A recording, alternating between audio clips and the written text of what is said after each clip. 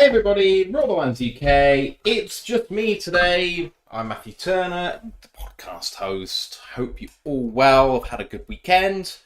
Ash has moved house, and as such, he is without the internet at the moment, so he's on the phone.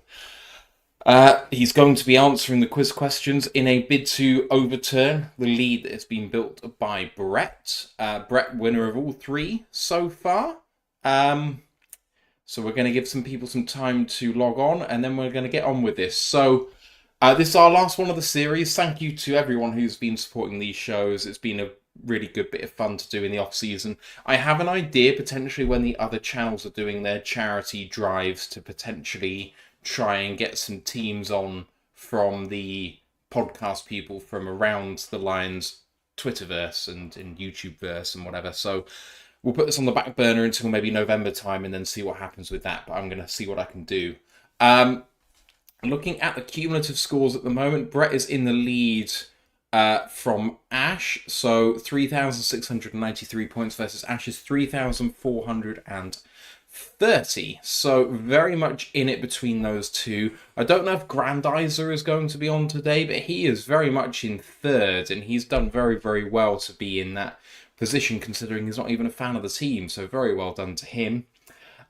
So the way this is going to go is that the person who has the cumulative best results after it's all said and done, they will win a standard NFL jersey of their choice. But the winner of this individual quiz will also win themselves a $10 gift card or donation to a charity of their choice. So Brett very graciously has donated each time that he's won in the 3 events that he has won. He's not even a Lions fan, by the way. I will say that. So, you Lions guys, you need to pull your fingers out and let's get a win for the boys this time. Not rooting against you, Brett. Just saying it'd be nice for a Lions fan to win a Lions quiz. The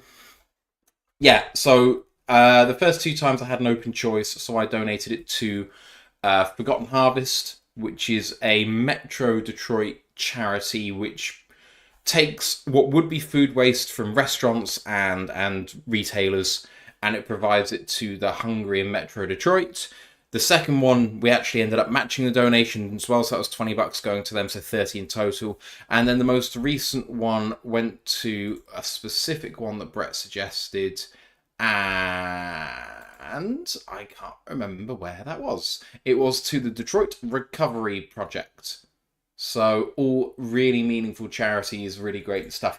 You do not have to do that if you win. I'm not saying that because if you do win, open choice, you do what you like with it. But Brett is in the building, so we're all in trouble now. You can see the QR code here, so you can log on with that. You can see the web address here, which should be the same as what is the pinned comment on YouTube, and it's also in Twitch as well. If you're not in, if you're not sure what to do, please let me know, because I don't want to start without you if you are here. So please do make sure that you're logged on.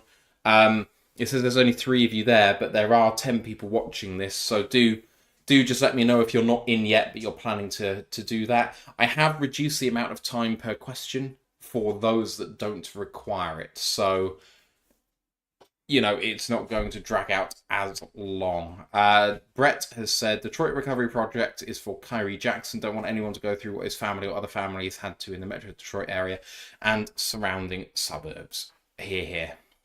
That was really awful. Just to let you know about the Roar of the Lions stuff coming up. Tomorrow we have got the tape review episode for Ennis Rakestraw and Terrian Arnold. So me and Ant, we've crushed the tape, and we're going to show you our results. Of course, we're going to bring you all of the training camp stuff. So that means that we're looking at the day-to-day breakdowns from around Pride of Detroit, Lions Wire, Justin Rogers and others, and be able to kind of take the best from all of those and let you know what's been happening, and taking the best out of the press conferences as well, because of course Dan has been up at the podium every day so far, and there's been some other bits and pieces from interviews too that I still need to actually crunch myself before we get there. But it's going to be a jam-packed episode for you guys tomorrow, and I'm really looking forward to it, but it's going to be a long one, so strap in. We've got 5 hearts, but only 3 people currently on the screen. I think it's probably because on mobile, if you navigate away from the page, it says you're not on it, but there we go. He didn't go up the other day. It was FIP only. He did 3 days. Come on, Ash. Give me a break. Damn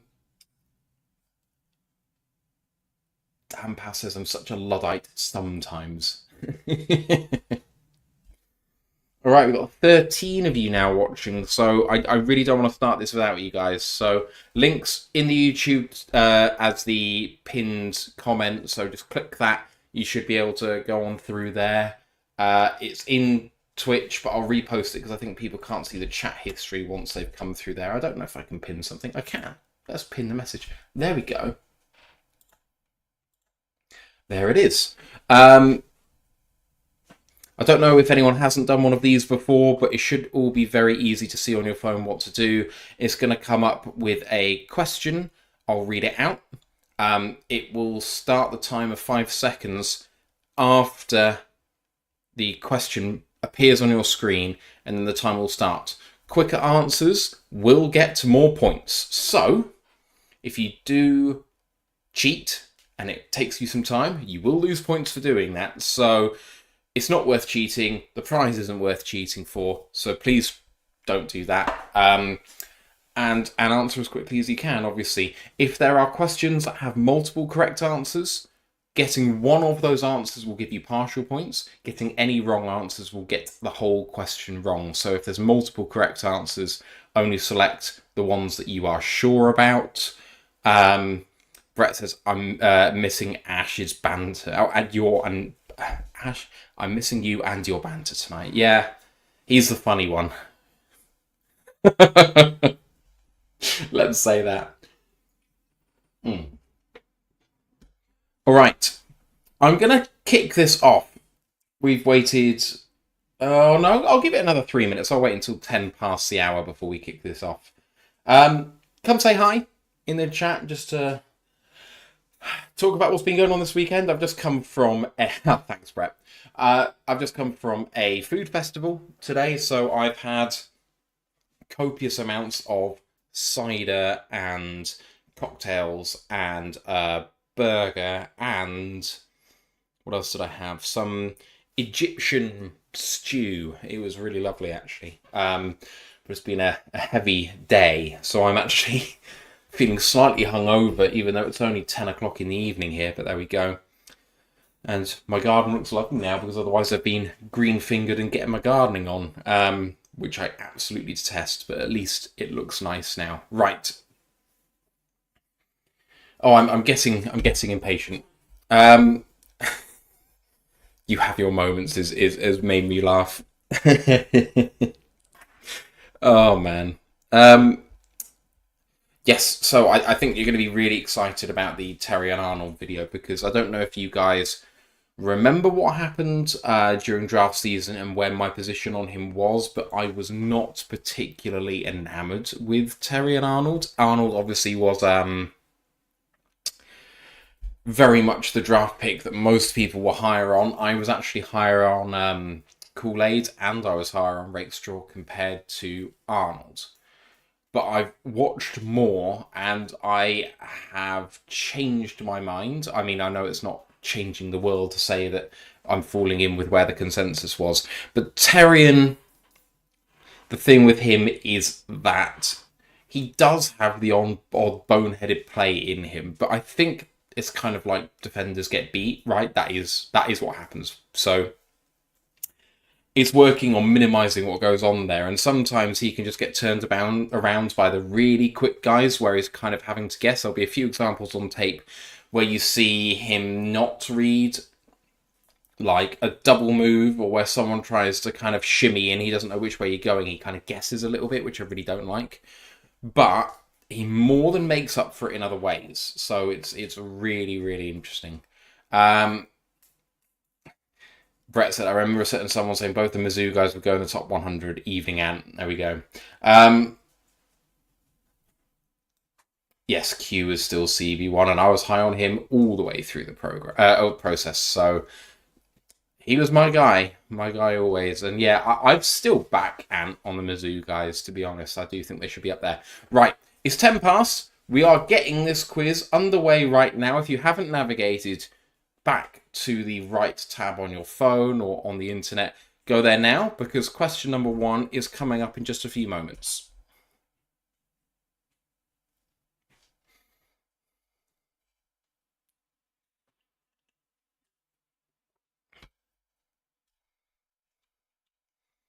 There's 4 players already, but there's 5 of you here, so I want at least one more to turn up. And if there's anyone else who wants to join, get in there now. One person hasn't joined yet, even though they're there. There we go. Thanks, Preston. All right, we are just about to get underway. Here we go. Question number 1. The Detroit Lions have won 4 conference championships, all in the 1950s. What was the first of these called, which was won in 1952? Was it the NFL North, the NFL Central, the NFL Western, or the NFL National?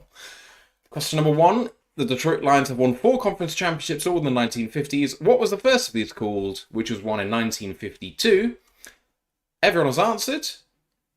And you were wrong, a lot of you there. NFL National, it was. 3 of you went for NFL Central. They won the NFL National Conference en route to winning the NFL Championship in 1952. They actually tied for the conference, and the rules back then said you had to have a 1-game playoff, which didn't exist. So you just had an outright winner who went to the NFL Championship game. But we had to beat the LA Rams, which we did by 10, and then went on to beat the Cleveland Browns 17-7 to win the NFL Championship in 1952. Well done to the 2 of you who got that one right. And we move on with question number 2. The Lions went 0-16 in 2008, but in 2004 they won at the Chicago Bears in Week 1 to snap a losing streak away from home.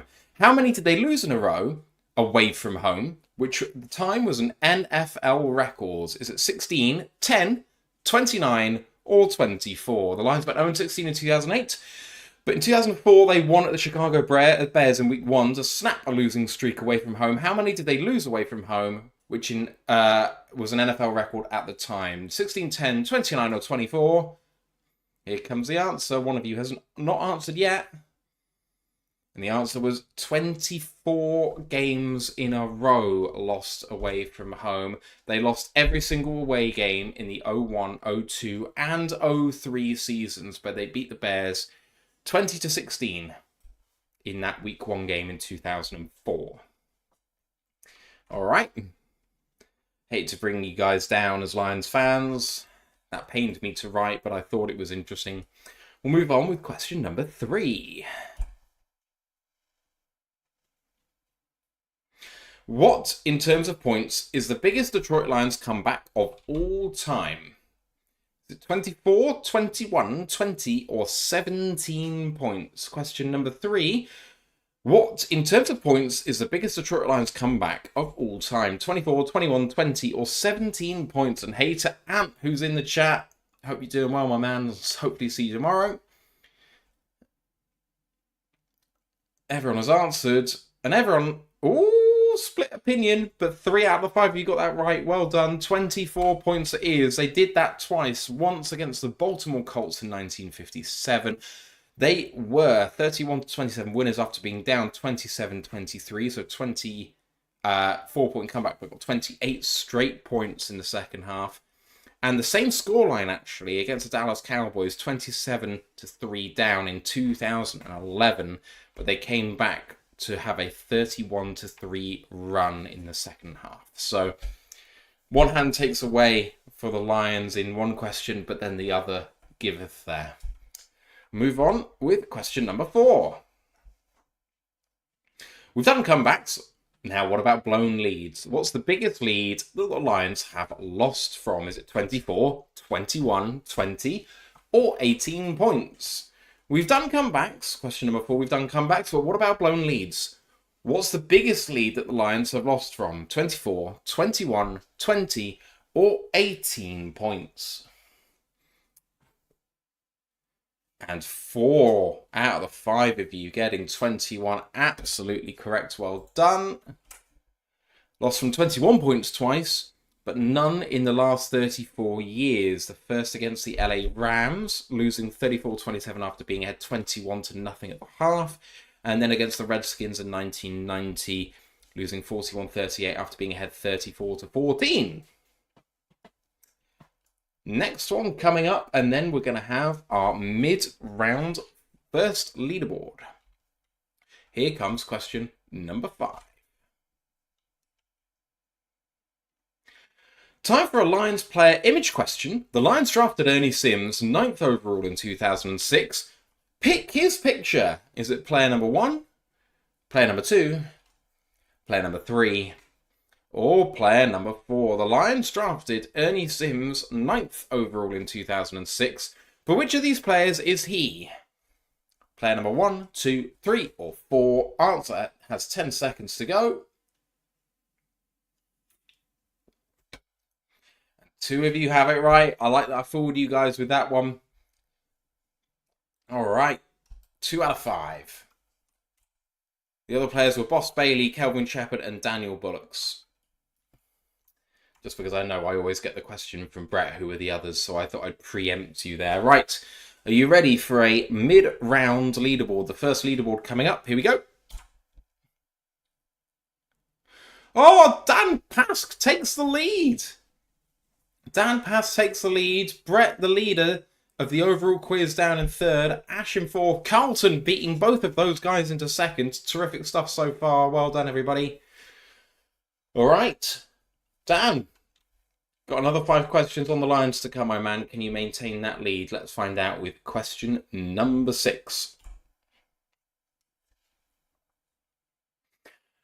Don't know why that's 2 letters capitalized, but who is the Lions' current assistant linebackers coach? Is it Jim O'Neill, David Corral, Cameron Davis, or Sean Dion Hamilton? Question number 6. Who is the Lions' current assistant linebackers coach? 3 out of 5 again. Sean Dion Hamilton. It is obviously the former Lions player. Was taken onto the coaching staff, and he joined as Kelvin Shepherd's assistant. All of those people are assistant coaches on defense, however, so that was how I was trying to make it tricky for you guys. Let's move on to question number 7. Rank these 2023 Lions by total tackles in the season. Alex Anzalone, Derek Barnes, Jack Campbell, and Kirby Joseph. Highest at the top, lowest at the bottom. Rank these 2023 Lions by total tackles in the 2023 season. Alex Anzalone, Derek Barnes, Jack Campbell, Kirby Joseph. I will say, by the way, they are the top 4 tacklers altogether. So there we go. Got 2 more of you to answer. 3 have answered. 4 have answered. 1 more to go. 2023 Lions tacklers, Anzalone, Barnes, Campbell, and Joseph. 1 more of you still to come. And everyone has answered. And the answer is Alex Anzalone, Jack Campbell, Kirby Joseph, and Derek Barnes. 3 out of 5 of you got that right. Very well done. I thought I would have some of you on that one. Anzalone had 129. Campbell had 95. Kirby had 82. And Derek Barnes had 81. All right, well done, everybody. Time for question number 8. Why was the Lions game against the Giants on November the 7th, 1943 noteworthy? The Giants scored 67 points, the most lopsided shutout ever. The Lions lost 13-1, the only time in NFL history a team has scored 1 point. Both teams scored on every possession, the only time that's ever happened. Or it's the last game ever to end in a 0-0 tie. So the biggest shutout ever, the only 1 point loss, the only game where both teams scored on each possession, or the last 0-0 tie. Well done, everybody. I thought that might be a bit too obvious, but there we go. 4 out of 5 of you got that one. Fantastic stuff. I had no stat there. It just stood as it was. So question number 9 is straight up here. From which team did the Lions acquire Haloti Ngata from in 2015? Was it the Baltimore Ravens, the San Diego Chargers, the Kansas City Chiefs, or the Philadelphia Eagles? Question number 9 is, from which team did the Lions acquire Haloti Ngata in 2015? The Ravens, Chargers, Chiefs, or Eagles? One of you still to answer. 13 seconds to go. And 4 out of 5 of you again. You're smashing the second half of this round. Well done, everybody. Ngata was traded for a 2015 4th and 5th round pick after the Lions lost Ndamukong Suh to free agency. It was seen as replacing like with almost like, but Ngata barely played as a Lion. He had real trouble with injuries despite re-signing the season after he was traded for. And Brett was the one who got it wrong too. Oh my man. I said Eagles because he played for the Eagles after he played for the Lions, so I thought that might trick some of you. All right, last question in the Detroit Lions round. Question number 10. Only one Lions player, defensive player, played an entire career at the Lions which lasted for 15 or more seasons. Who is that person? Is it Chris Spielman, Robert Pourchaire, Benny Blades, or Wayne Walker? Question number 10. Only one Lions player on defense played an entire career at the Lions which lasted for 15 or more seasons. Who was that? Spielman, Pourchaire, Blades, or Walker? It was Wayne Walker, which got all of you. I got one. I got one. Let's go. All right. So Wayne Walker played for the Lions between 58 and 72, which is 15 seasons. Spielman played 10 years, but only 8 with the Lions, 2 for the Bills. Pourchaire was a career Lion, but only played for 12 seasons. Benny Blades played for 9 years with the Lions and 1 with the Seahawks. So only 2 of them were even career Lions. But of course, all quite long tenured. Let's find out who is in the lead at the end of our Detroit Lions round. And we've got a new leader. Carlton has gone into the lead. Cracking round by Carlton. That round was actually won, I think, by Ash with 299 points. Brett now down to 4th, 50 points behind Ash. And I think that means that his overall lead at the moment is about 210 points going into the final 10 questions of this series. Preston, with a really impressive round there, actually getting 238 points, was 3rd overall out of the 5 in that round. Well done, everybody. We're going to move on with question number 11 now. This is the first in our NFL questions. Here we go. The Ravens defeated the Giants in Super Bowl 35, 34-7. 3 touchdowns were scored in consecutive plays. How?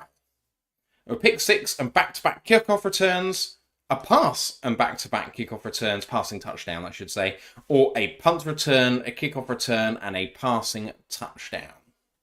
Ravens defeated the Giants. There were 3 touchdowns scored in consecutive plays. Was it a pick 6 and back-to-back kickoff returns, a passing touchdown and back-to-back kickoff returns, or a punt return, a kickoff return, and a passing touchdown? Everyone has answered. And 4 out of 5 of you have it right. Yes, a pick 6 and back-to-back kickoff returns. The Ravens picked off a pass for a touchdown. The Giants returned that for a touchdown. The Ravens returned that for a touchdown. At 34-7, the Giants did not score an offensive point in the game. It was one of the more boring Super Bowls in Super Bowl history. Question number 12. Down 28-3, the Patriots rallied to beat the Falcons in overtime in the Super Bowl. Which player scored the Super Bowl's first overtime touchdown to win the game? Was it James White, LeGarrette Blount, or Julian Edelman? The Pats... Oh, yeah, everyone's answered, and 4 out of 5 of you have got it right with James White. Yes, he scored a 2-yard touchdown run after scoring, I think, with about a minute remaining in regular time, and the Patriots had to score a 2-point conversion to actually get it to overtime in the first place. You know, massive comeback. It was absolutely huge, and many thanks to David Ryan for subscribing at Tier 1 for their 29th month. Thank you very much, David. Appreciate you very much. Yes, James White. I remember it all too well as well, Brett. All right, next question coming up right now. Number 13. There is exactly one player in the Pro Football Hall of Fame who never played an NFL snap. Who was it? Oh, no, not who was it. Is that true or false, even? Sorry. There is exactly one player in the Pro Football Hall of Fame who never played an NFL snap. Is that statement true or false? Thought I'd make one easy here, and then I forgot whether it was actually going to be player names or whether it was going to be true or false, because I wrote this some days ago. Would the Pro Football Hall of Fame even allow this? Well, one of you needs to answer in the next 3 seconds.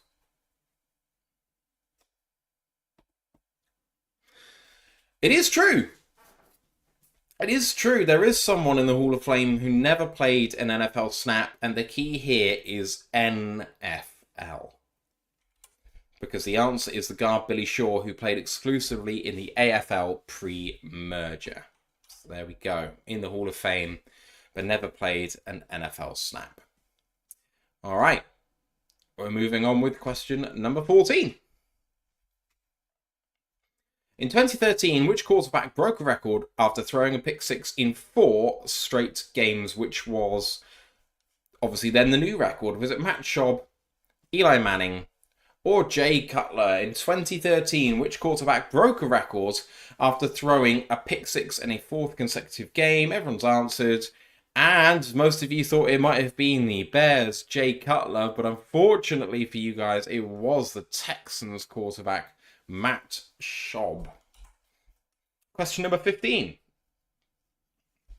Which team famously drafted Ryan Leaf 2nd overall? Is it the Minnesota Vikings, the Tennessee Titans, or the Los Angeles Chargers? Question number 15. Oh, everyone's answered already. And 5 out of the 6 of you got 6th person in. Welcome, the new person. 5 of you got the LA Chargers. Well done. Should have been San Diego Chargers, surely. Apologies. Peyton Manning, drafted 1st overall by the Colts in 1998. There was a lot of speculation as to whether the Colts were going to go for Manning or Leaf. Leaf played with the Chargers for 2 seasons, going 4-14. With 3,170 passing yards. Oh my god, my spelling. What is going on here? I didn't proofread this. What did I even mean to say? 13 touchdowns to 36 interceptions. That's the key here. 4-14, 13-36. He was then released. The Cowboys, well, he went on to another practice squad first, but then he appeared for the Cowboys after they lost their quarterback to injury. He lost all of the 4 games he appeared in, going for 494 yards, 1 touchdown, and 3 interceptions. He then retired in the following season during training camp with the Seattle Seahawks. Let's move on to the leaderboard. Oh, Ash has moved into the lead after a stonking first half of this final round of the entire quiz series. Preston Bullock has come into his own here as well with 329 points there. Brett actually had the best score of the round with 382. Welcome to David Reinford as well. Everyone very, very close at the top. I mean, Preston has really put himself in contention to take a medal here at least, if not go for gold. Brett's closed the gap on Ash. There's only 3 points in it, and Carlton can still very much win this show as well. We've got 5 questions to go, 100 points per question. 500 points up for grabs here as we go for question number 16. Which NFL team has the most postseason wins? Is it the Cowboys, Packers, Patriots, or 49ers? Question number 16. Which NFL team has the most postseason wins? These are the top 4. But which one is at the top? Cowboys, Packers, Patriots, or 49ers? Everyone's answered. And 3 out of 6 of you have it right with the San Francisco 49ers. Well done, everybody. The 49ers have 38.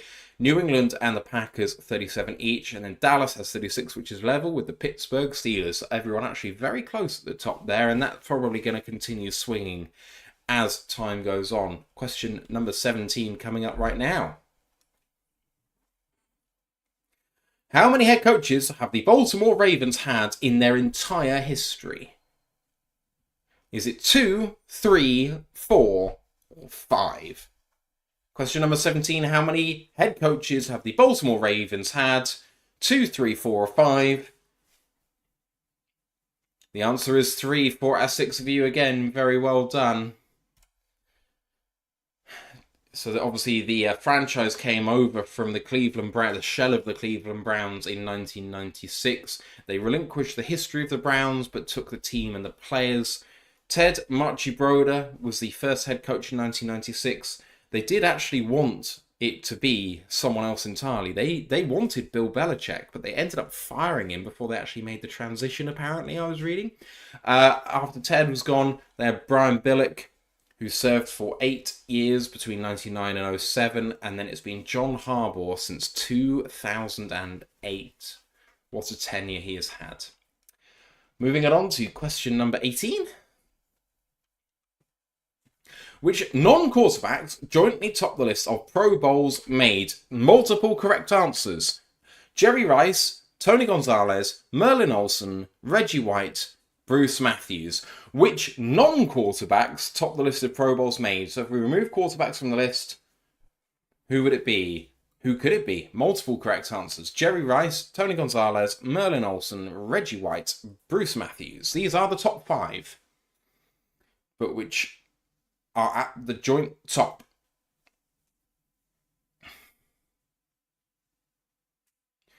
The answers are Tony Gonzalez, Merlin Olsen, and Bruce Matthews. 2 of you went for Jerry Rice and 2 of you went for Reggie White. Gonzalez, Olsen, and Matthew have 14 Pro Bowls each. Rice and White has 13.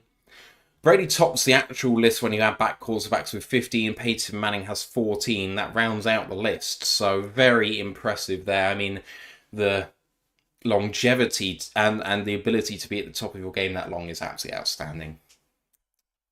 Let's move on to the penultimate question in the entire quiz series. Question number 19.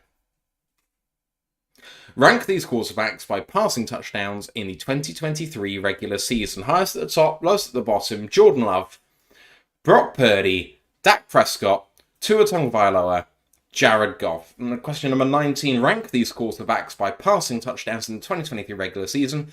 Highest at the top, lowest at the bottom. Jordan Love, Brock Purdy, Dak Prescott, Tua Tagovailoa, and Jared Goff. These are the top 5.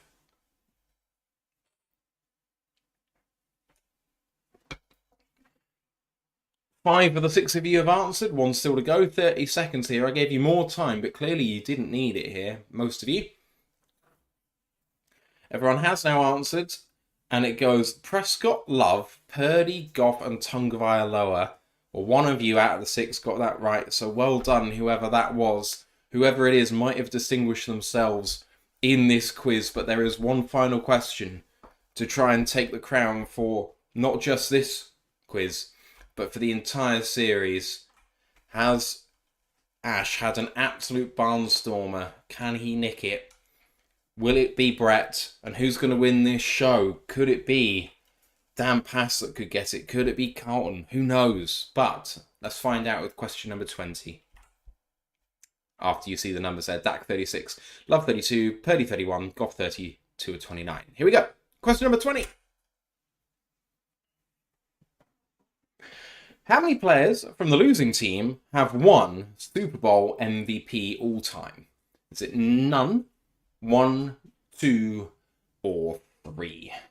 Question number 20, the final one. How many players from the losing team have ever won Super Bowl MVP? 0, 1, 2, or 3. 1 of you left to answer. 13 seconds to go. Everyone's answered. And 2 of you right. 1 MVP from the losing team. Chuck Howley, Cowboys linebacker in Super Bowl 5. The boys lost to the Colts 16-13. He was also the first non-quarterback MVP. Of course, it was only Super Bowl number 5. He won it with 2 interceptions and a forced fumble in a 29-point game. So clearly he was an absolutely massive factor. All right. We're here. We're at the final moment. Who is going to take home the crown? Let's find out about this episode, indeed, or this quiz. Oh, by 4 points! Brett has nicked it again! Brett has nicked it again by 4 points. I don't believe it. He's gone perfect. He's gone 4 for 4. Brett is unmatched. Absolutely incredible. Well done to Brett. Ash just pipped at the post, unfortunately for him. 7-point swing. They're both getting 4 questions right. Very impressive. Carlton comes in with a very respectable 3rd position there. Preston in 4th. Dan Pask in 5th. David and then Brent at the end there. Well done to everybody. I really hope that you have enjoyed this quiz series. And, I mean, Brett going 4 for 4. Incredible. Of course, Brett has won the overall series as well and wins himself an NFL jersey. Initially, I did say Lions-based jersey, but of course, considering you're not a Lions fan, I will open that up to whatever you would like as long as it's a standard NFL jersey. Of course, if you want to elect to donate the proceeds of it instead, then you're more than welcome to do that too. I'm happy to do whatever you want with it, but the prize is up to the value of, the standard jersey price as it is on NFL Shop or what have you. So I'll be in touch with you on Discord as normal. Guys, if you've enjoyed this, then I would love for you to shout about it the next time we do something like this.